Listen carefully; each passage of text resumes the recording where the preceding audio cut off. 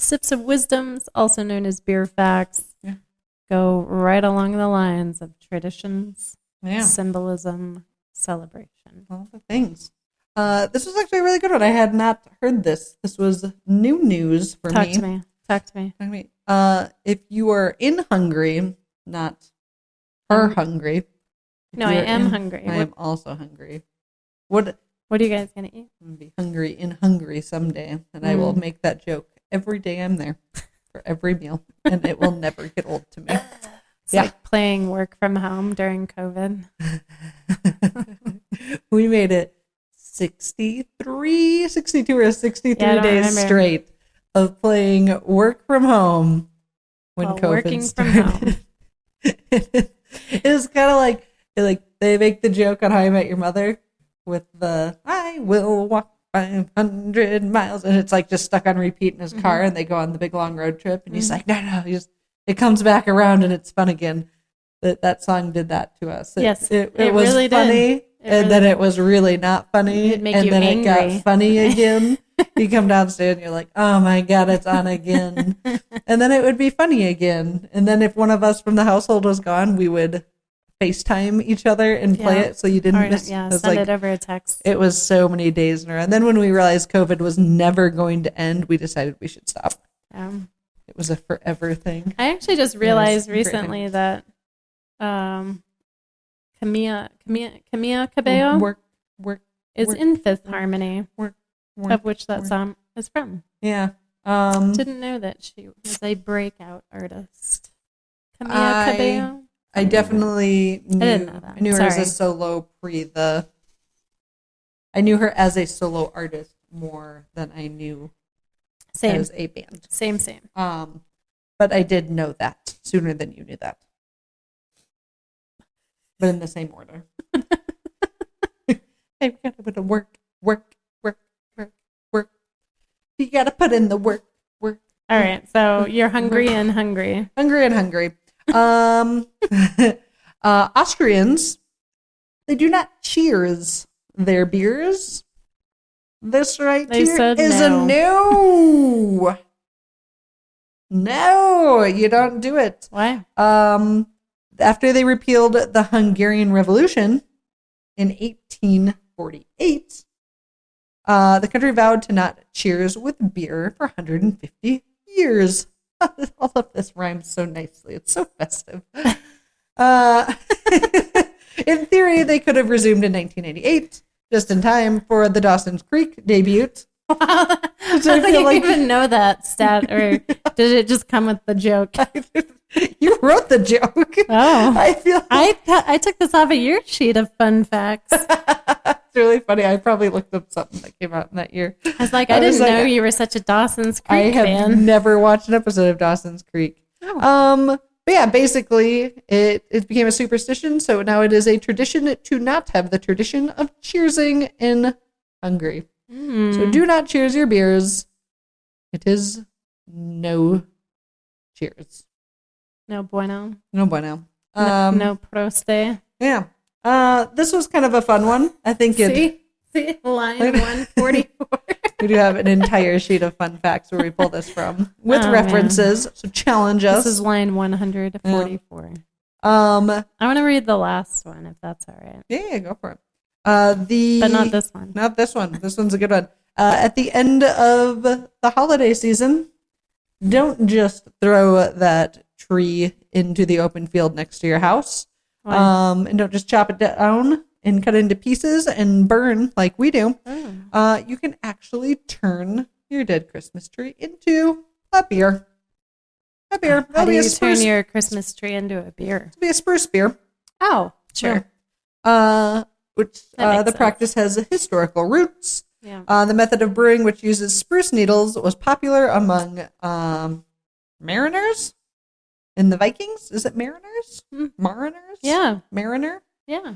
The mariners and the Vikings, for its health benefits, including preventing scurvy. Arr. So pine beer prevents the scurvy. That'd be a great beer name for a scurvy. Yeah, just call it the scurvy preventer. No scurvy here. No scurvy. I I'm scurvy free. That'd be great for a spruce beer. Yeah. I, Yeah. So different I'm fun way. vaccinated against scurvy. If you have leftover bread and you have a leftover Christmas tree, you can make beer. Man, so helping out the world one eco at a time. It's all about reduce, reuse, and recycle, people. We're doing that all in this dead Christmas tree. Repurpose. Also, what a fun, because everyone's trying to figure out how to get rid of their trees. What a fun thing for a brewery to do, to be like, hey, dump your trees here. We're going to use your spruces and make a beer. Gave away $1 million idea. Yeah, you're welcome, whoever. Somebody's got to be doing that already, right? Probably, but I haven't heard of it. Yeah. And I obviously know everything, so... because I'm the fun facts person. Yeah. But you're going to let me read your last one? But not this fun fact is not mine. So I like this because I like the word fools. And there was this tradition back in the in the Middle Ages. It's called the Feast of Fools. And it mainly took place in France. And basically the festival involved electing a Lord of Misrule. So, which I don't know what that means. Or a fool's pope. So they presided over the festivities. So it's, Harry Potter, where they're like, mischief achieved to close the map, the Marauders map, right? Yeah. So you can't see it. So it's kind of like that concept. So basically, like, the celebrations often included these parodies of religious and social rituals. That's awesome. So satires, parodies, humorous performances, and feasting. Beer, of course, was a central element of the feast. Yeah. How do you make an ass out of yourself? Well, drink a whole bunch of beer.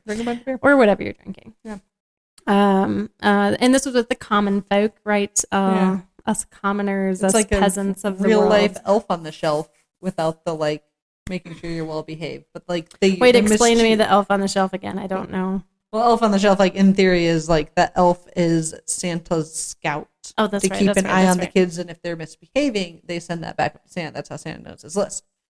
Otherwise, it'd be absurd for him to know all these things, because there's little elves out there. But the elves create mischief, and they run around and do mischievous things, and they kind of do little silly fun pranks and whatnot. This is how you introduce additional products into your product line that has gone dead. Now you sell the elf. Yeah, get the elf in there. We already went through Mrs. Claus. Yeah. Oh, my. Ran right that way. Oh, sorry.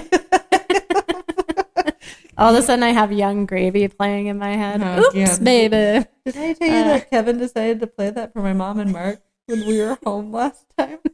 Did I tell you that? Yeah, but I forget. What did Mark say? Kevin was so excited. I was like, are you sure you want to play that for them? And he was like, yeah, it's going to be great.